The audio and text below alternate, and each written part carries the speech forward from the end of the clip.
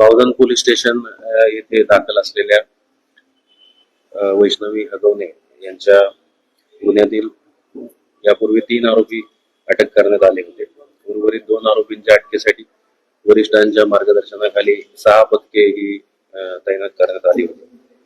पैकी 2 आरोपी जे आहेत राजेंद्र तुकाराम हगवणे सासरा आणि सुशील राजेंद्र हगवणे दीर यांना आज पहाटे आमच्या पथकाने पुणे स्वारगेट येथून ताब्यात घेतलेला आहे.